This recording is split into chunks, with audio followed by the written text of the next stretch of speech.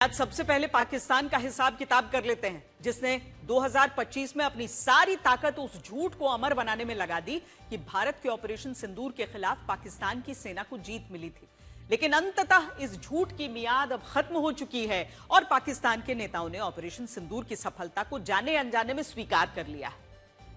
पाकिस्तान के विदेश मंत्री इशाक डार ने माना है कि भारत ने ऑपरेशन सिंदूर में उसके नूर खान एयरबेस पर बड़ा ड्रोन हमला किया था, जिसमें एक ड्रोन से उसके सैन्य ठिकाने को नुकसान पहुंचा था और कुछ सैनिक भी इस हमले में घायल हुए थे। सुनिए।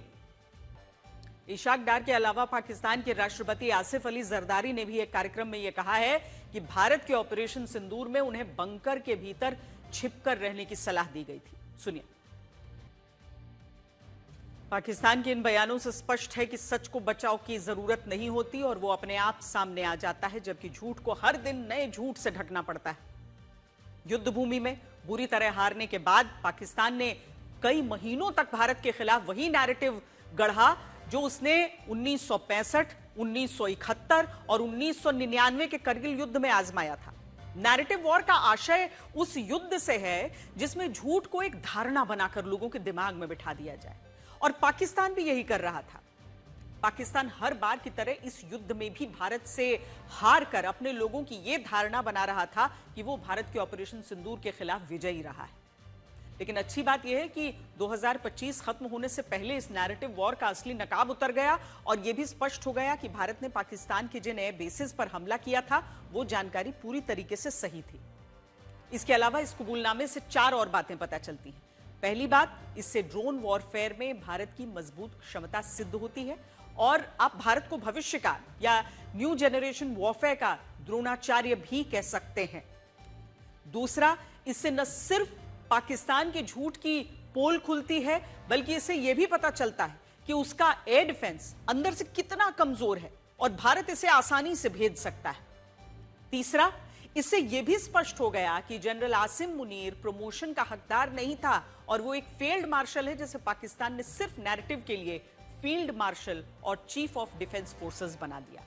और आखिरी पॉइंट यह है कि झूठ कभी भी बुलेट प्रूफ नहीं हो सकता, इसे एक न एक दिन छलनी होना ही पड़ता है और आज पाकिस्तान के साथ यही हो रहा है। पाकिस्तानी सरकार ने हाल ही में अपने 126 सैनिकों को मरणोपरांत वीरता पुरस्कार से सम्मानित किया, जिसके बाद लगातार यह चर्चा हो रही है कि अगर पाकिस्तान को ऑपरेशन सिंदूर में कोई नुकसान नहीं हुआ तो ये 126 सैनिक कब और कहां मारे गए।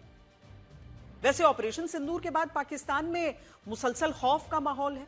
हाल ही में पाकिस्तान के सेना प्रमुख आसिम मुनीर जब लीबिया के दौरे पर पहुंचे तब खबरें हैं कि उन्होंने बुलेट प्रूफ जैकेट पहनी हुई थी। इसके अलावा 24 दिसंबर को जब उन्होंने 273वीं कोर कमांडर कॉन्फ्रेंस को संबोधित किया तब भी वो बुलेट प्रूफ शीशे के पीछे खड़े होकर भाषण दे रहे थे और इन तस्वीरों की पाकिस्तान में खूब चर्चा हो रही है। कहा जा रहा है कि क्या आसिम मुनीर को उन अज्ञात शूटर्स का डर है जिन्होंने पिछले 1-1.5 साल में कई आतंकवादियों की हत्या कर दी है। आज सबसे पहले यह खबर हमने आपको इसीलिए दिखाई क्योंकि 2025 अब खत्म हो रहा है और इस साल ऑपरेशन सिंदूर को लेकर हमारे देश में काफी राजनीति हुई है।